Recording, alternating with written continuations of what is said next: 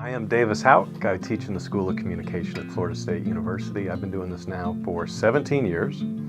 And my particular research expertise is the history of the civil rights movement, but I'm also interested to figure out how the civil rights movement actually moved. One of the places where the movement really moved was in Mississippi, and specifically the Mississippi Delta. And so what I did a couple weeks ago was take 11 of my students to the Delta because it's called the most southern place on earth. And in order to appreciate the most southern place on earth, you need to see it.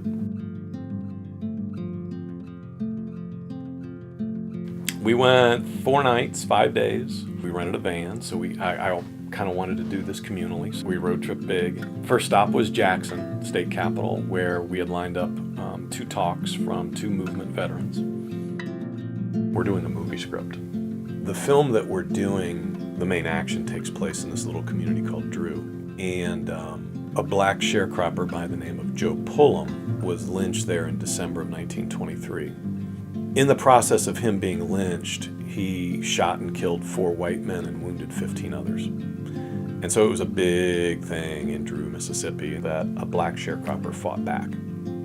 And so we've spent a ton of time researching what little we can about Joe Pullum. So from basically January to February, we were just digging into the internet and then other archives to see whatever we could find. We've really done a lot of groundwork trying to figure out as much as we could about the actual story itself. So census records and looking through old newspapers on microfilm and digging up everything we could about, because it's not a very well-known story. What is life like in Mississippi in 1923?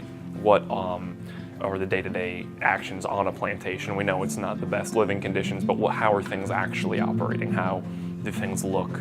How are we going to put that on screen? So to be as true to that as we can, historically accurate as we can. So Money, Mississippi, right, is this tiny, tiny little place that time has largely forgotten. And it's a sad place, I mean, because everybody's left.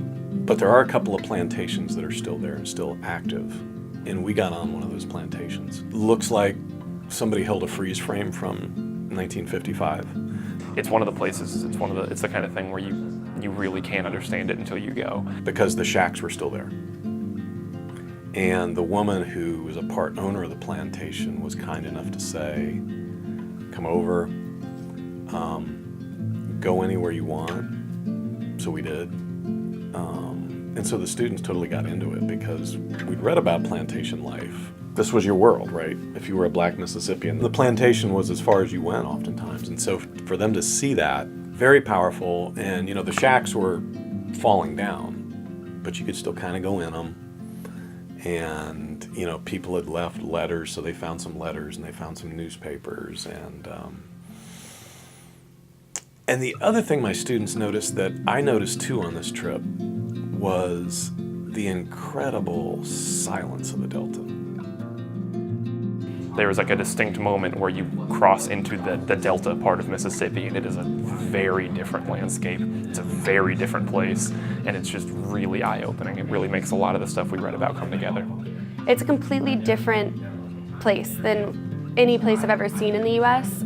You don't really think that you're still in our own country when you're there. You go, and it's almost like you've traveled back in time. It was just very exciting to see the Delta and to see just the vastness of the space and the area. It's an experience to see how they lived and to just witness it all. A lot of it was Emmett Till themed because all of these students the previous semester had written about the Emmett Till case. And so they knew about Moses Wright and where he lived, and they knew about the whistle at the store in Money, Mississippi, and they knew where Emmett was murdered on this private residence in Drew, Mississippi. And so it was powerful. Just seeing things that we've read about and things that we've researched, it's kind of cool that we can go back and kind of see what they saw with their own eyes. We got to meet a lot of pioneers and learn about the civil rights movement in Mississippi and how dangerous it was and kind of get a feel of the environment. It's been a really interesting experience with everyone. We've bonded as a class more than I ever would have thought possible. We just had a really interesting and good time there learning about all this. It was a very unique, great experience. Glad we were able to do it. Kind of life-changing to go there and see all the stuff we've been learning about, meet people who we've written papers on. It's definitely a lot more intense seeing it with your own eyes.